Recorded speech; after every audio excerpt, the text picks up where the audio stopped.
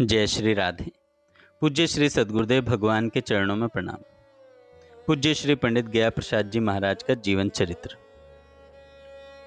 आदि पुराण में आता है, सदैव मुक्त होने पर भी मैं अपने भक्तों के प्रेम की रस्सी में बंध जाता हूँ। अजित होने पर भी अपने प्रेम से वे मुझे जीत लेते हैं तथा मुझ स्वतंत्र को वे अपने प्रेम से परतंत्र बना लेते हैं। पूर्व पृष्ठों में पूज्य श्री पंडित जी के जीवन के प्रसंगों का जो अद्भुत एवं लोकोत्तर वृत्त प्रवाह था, उसी समय अवधि के और एक दो महत्वपूर्ण प्रसंग हैं जिनका वर्णन तब नहीं हो पाया। प्रसंग अनुरोध के कारण विवशता थी। वे एक दो प्रसंग अब प्रस्तुत किए जा रहे हैं। यह घटना उन दिनों की है जब पूज्य पंडित जी हाथरस में 17 दिनों तक श्री रास विहारी के निकट और विकट वियोग से अत्यधिक पीड़ित थे। उस अवस्था में उनकी यही आस्था थी कि साक्षात भगवान श्री कृष्ण ही श्री रास विहारी ठाकुर के रूप में मेरे साथ यह लीला कर रहे हैं। इस भाव से भावित होकर वे दिन रात हाथरस में श्री रास विहारी ठाकुर जी के चिंतन में तन्मय रहते थे। ये यथा माम प्रपद्यन्ते तांस तथैव भजाम्यहम् की प्रतिज्ञा के अनुसार कांकरोली में श्री रास विहारी ठाकुर जी भी पूज्य श्री पंडित जी के चिंतन में ही निमग्न रहते थे। एक दिन प्रिया प्रियतम श्री राधा कृष्ण अपनी अष्ट सखियों के सहित श्री रास मंडल में पधारे। श्री प्रिया प्रियतम सिंहासन आसीन हुए, पर्दा खुला और आरती हुई। श्री स्वामी जी ने श्री रास विहारी ठाकुर को साष्टांग प्रणाम एवं माल्य अर्पण किया। सर्व प्रधाना सखी श्री ललिता जी ने श्री प्रिया प्रियतम से विनती की, हे प्रियाजू, हे प्रियतम जू, अपने नित्य रास को समय है गयो है, सो कृपा करके आप श्री रास मंडल में पधारे। इसके पश्चात श्री ठाकुर जी को श्री प्रिया जी से श्री रास मंडल में पधारने का अनुरोध करते हुए यह कहना चाहिए था कि हे श्री श्यामाजू, आपके नित्य रास को समय है गयो है, सो कृपा करके आप श्री रास मंडल में पधारो। किंतु श्री रास विहारी ठाकुर जी ने यह नहीं कहा। श्री ठाकुर जी का चित्त श्री रास लीला के समय भी अपने विरही भक्त पूज्य श्री पंडित जी में लगा हुआ था। अतः श्री रास विहारी जी ने कहा, हे श्री पंडित जी, आपके नित्य रास को समय है गयो है, सो कृपा करके आप श्री रास मंडल में पधारो। यह सुनते ही स्वामी श्री लाडली शरण जी चौंके और उन्होंने भूल सुधारने की दृष्टि से श्री ठाकुर जी से संकेत करते हुए कहा, जय जय, ध्यान से बोलें। श्री रास विहारी ठाकुर जी ने अपनी भूल ध्यान में आ गई और भूल को सुधारते हुए उन्होंने पुनः कहा, हे श्री श्यामाजू, आपके नित्य रास को समय है गयो है, सो कृपा करके आप श्री रास मंडल में पधारो। दर्शक गण तो इस बात को लक्षित नहीं कर सके, किंतु श्री स्वामी जी एवं श्री रास मंडली के पात्रों को यह समझने में भला क्या देर लगनी थी कि श्री रास विहारी ठाकुर जी का चित्त पूज्य श्री पंडित जी के चिंतन में डूब रहा है। इसी प्रकार का दूसरा प्रसंग भी इन्हीं दिनों का है। पूज्य श्री पंडित जी हाथरस में श्री रास विहारी ठाकुर जी के विरह जनित दुख से निरंतर दुखी रह रहे थे, तो इधर श्री रास विहारी भगवान भी कांकरोली में अपने परम भक्त पूज्य श्री पंडित जी की अनुपस्थिति में भावाकुल थे। वे अपने अंतर में निरंतर बेचैनी का अनुभव कर रहे थे। श्री रास विहारी ठाकुर जी यहाँ कांकरोली में आकर लीला तो करते थे, किंतु सदैव अनमने से रहते थे। लीला अभिनय ठीक रीति से नहीं हो पाता था, अतः लीला दर्शकों को लीलाओं में पूरा आनंद नहीं आता था। एक दिन लीला के पश्चात श्री रास विहारी ठाकुर श्री प्रेम किशोर जी अभी अपने स्वरूप श्रृंगार में ही थे। तभी स्वामी श्री लाडली शरण जी ने पूछा, जय जय, आप हाथरस में तो लीला बहुत ही उत्तम रीति से करते थे, यहाँ क्यों नहीं कर रहे? श्री रास विहारी ठाकुर श्री प्रेम किशोर जी बालक ही थे। इतना पूछते ही जोर जोर से रोने लगे, हिलकियां बंध गई, कुछ भी बोले नहीं। तब स्वामी श्री लाडली शरण जी ने ठाकुर को गोद में लेकर कहा, सिर पर एवं पीठ पर हाथ फिराते हुए कहा, जय जय, आप रोते क्यों हैं? श्री रास विहारी ठाकुर श्री प्रेम किशोर जी ने कहा, दादाजी, वहाँ पंडित जी थे ना, यहाँ पंडित जी कहाँ हैं? फिर लीला अच्छी कैसे हो? ये दोनों प्रसंग पूज्य श्री पंडित जी के परोक्ष में कांकरोली में घटित हुए। पूज्य श्री पंडित जी जब कांकरोली में श्री रास विहारी ठाकुर के समीप पहुंच गए, तब स्वामी श्री लाडली शरण जी ने बताया कि श्री ठाकुर जी यहाँ आपका स्मरण करके कैसे दुखी हो जाते थे। यह सुनकर पूज्य पंडित जी अपने ऊपर श्री रास बिहारी भगवान की अतिशय आत्मीयता का अनुभव कर भाव विभोर हो गए। कांकरोली में श्री द्वारिकाधीश जी के मंदिर में लगभग 20 दिन लीला हुई थी। पूज्य श्री पंडित जी के यहाँ आने के 3 दिन पश्चात ही श्री रास बिहारी मंडली सहित कांकरोली से उदयपुर प्रस्थान कर गए। श्री कृष्ण कर्णामृत में आता है, भगवान श्री बालकृष्ण अपने चंचल नेत्रों द्वारा समस्त दिशाओं को सुशोभित करती हुई अपनी मुख माधुरी द्वारा वन्य आभूषणों से विभूषित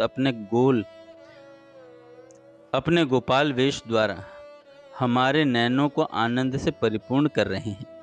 उदयपुर में श्री रास मंडली श्री श्रीनाथ जी की हवेली में ठहरी थी। उदयपुर महाराज के महल में श्री रास लीला का आयोजन था।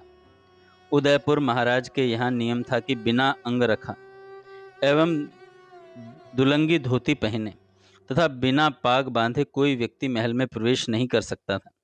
श्री रास मंडली लीला करने राजमहल में चली गई, किंतु पूज्य श्री पंडित जी ऐसे ढंग के वस्त्र न पहनने के कारण भीतर महल में नहीं जा सके। सखी परिकर सहित श्री रास बिहारी भगवान का श्रृंगार हुआ। श्रृंगार के पश्चात श्रृंगार भोग हो रहा था। आज श्रृंगार भोग के समय पूज्य श्री पंडित जी महल के बाहर थे। श्री रास बिहारी ठाकुर को अपने प्रेमी भक्त पूज्य पंडित जी की याद आई। यह ब्रज का ठाकुर प्रेम पुरुषोत्तम है। यह लोक वेद की मर्यादाओं से ऊपर उठकर वही करने को उद्यत हो जाता है जिसमें अपने प्रेमी भक्त की प्रसन्नता हो। प्रेम मूर्ति गोपियों को प्रसन्न करने के लिए श्री नंद बाबा का यह लाडला ब्रजराज कुमार ग्वाल बालों के संग दधी माखन की चोरी किया करता था। एक चुल्लू भर छाछ के लिए उनके सामने नाचकर उन्हें रिझाता था। आज यहाँ भी अपने प्रिय भक्त पूज्य श्री पंडित जी को उच्चिष्ट प्रसाद प्रदान कर उनकी प्रसन्नता प्राप्त करने के लिए श्री रास बिहारी ठाकुर का मन उत्कंठित हो उठा। श्री ठाकुर जी ने अपना उच्चिष्ट प्रसाद सबसे छुपाकर चोरी चोरी अपनी जेब में रख लिया। लीला समाप्त होने पर श्री ठाकुर जी ने बाहर आकर वह उच्चिष्ट प्रसाद चुपचाप पूज्य श्री पंडित जी को दे दिया।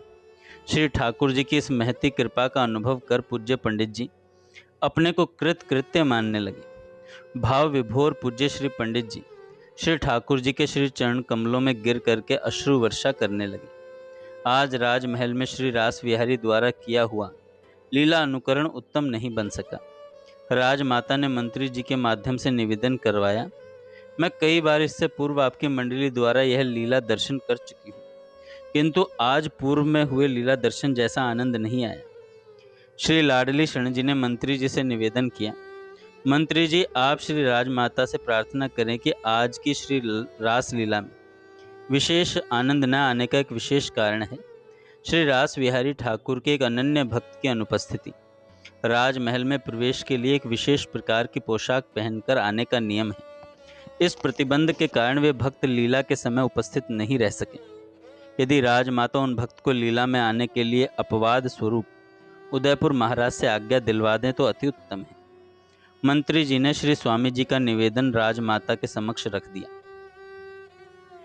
राजमाता ने महाराज से कहकर प्रतिबंध हटवा दिया। अब बिना पोशाक पहने पूज्य श्री पंडित जी को राजमहल में आने की अनुमति मिल गई।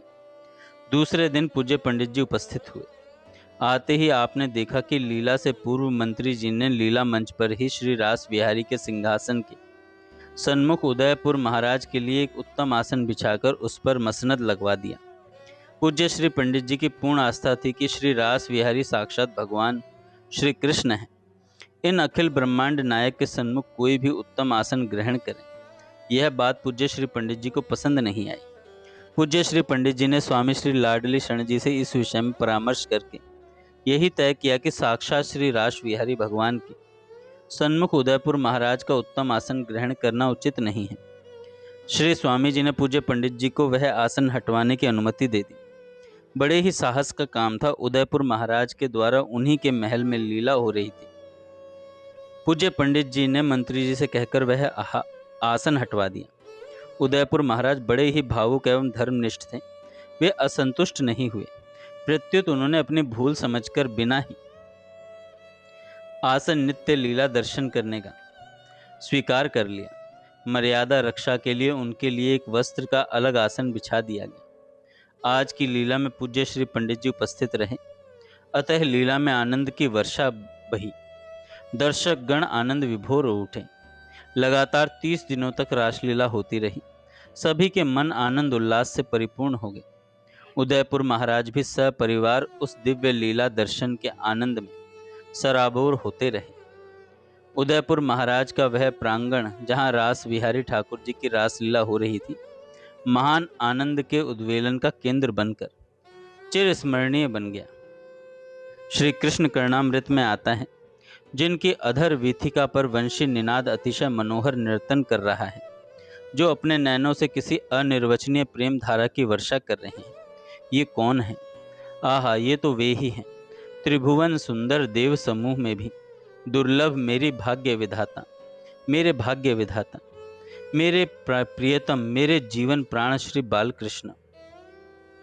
उदयपुर की लीलाओं के बाद रास बिहारी का पदार्पण नाथद्वारा में हुआ। दिल्ली वाली धर्मशाला में श्री रास मंडली के ठहरने की व्यवस्था की गई। श्री श्रीनाथ जी के तिलकायत गोसाई श्री दामोदर लाल जी के बड़े लाल जी श्री गोविंद लाल जी को गद्दी दी जा रही थी। बहुत ही बड़ा उत्सव आयोजन किया गया था। श्री दामोदर लाल जी महाराज का समस्त सेवक शिष्य वर्ग आहूत था। श्री श्रीनाथ जी के मंदिर परिसर में श्री रासलीला का भव्य कार्यक्रम रखा गया था। 40 दिनों तक लगातार श्री रास बिहारी ठाकुर के द्वारा आनंद रस वर्षी लीलाएं संपन्न होती रहीं। श्री नाथ द्वारा तथा आसपास के ग्रामीण अंचल के निवासी लोगों ने आनंद रस का भरपूर पान किया। सब रास बिहारी ठाकुर की लीलाओं की चर्चा करने लगे थे। पूज्य पंडित जी इन समस्त दिनों में एकमात्र श्री रास बिहारी ठाकुर की सेवा में ही तन्मय रहे। श्री रास बिहारी ठाकुर की अहर्निश सेवा के अतिरिक्त आपका चित्त कभी दूसरी ओर जाता ही नहीं था। श्री रास बिहारी ठाकुर की सेवा ही आपका सर्वस्व था। स्वामी श्री लाडली शरण जी भी इस बात का बहुत अधिक ध्यान रखते थे कि पूज्य श्री पंडित जी के प्रेमिल हृदय की भाव उर्मियाँ तथा उनके द्वारा संपन्न होने वाली श्री ठाकुर की सेवा में किसी प्रकार का व्याघात न हो। इस कारण श्री स्वामी जी श्री रास मंडली के स्वरूपों की किसी भूल पर प्रायः उनको प्रताड़ित नहीं करते थे। वे पूज्य पंडित जी को ही उनकी भूल बताते हुए कहते थे, पंडित जी अमुक स्वरूप पाठ याद नहीं करते हैं, अमुक स्वरूप लीला में अमुक भूल करते हैं, आप इन्हें समझा दीजिएगा। उदाहरण स्वरूप डालचंद्र नामक एक बालक सखी स्वरूप बनते थे। उनकी अवस्था कम थी। खेल में अधिक रुचि होने के कारण वे खेलते रहते। दोपहर के समय सोते नहीं थे, इस कारण वे रास लीला में प्रायः सो जाते या आलस्य के कारण पाठ भूल जाते। स्वामी जी पूज्य पंडित जी से ही उनकी शिकायत करते थे, उनसे कुछ भी नहीं कहते थे। पूज्य पंडित जी ही दोपहर के समय डालचंद्र जी को खेल से विरत करके विश्राम करा दिया करते थे। श्री स्वामी जी का भय दिखाकर पाठ याद करने में लगा दिया करते थे। श्री स्वामी जी स्वरूपों में आपकी भगवत भावना का आदर करके ही ऐसा किया करते थे। पूज्य श्री पंडित जी भी स्वामी जी के भाव का सम्मान करके स्वरूपों को समझा दिया करते थे। वैसे पूज्य श्री पंडित जी का श्री रास बिहारी ठाकुर के अतिरिक्त अन्य किसी भी स्वरूप से कोई विशेष प्रयोजन नहीं था।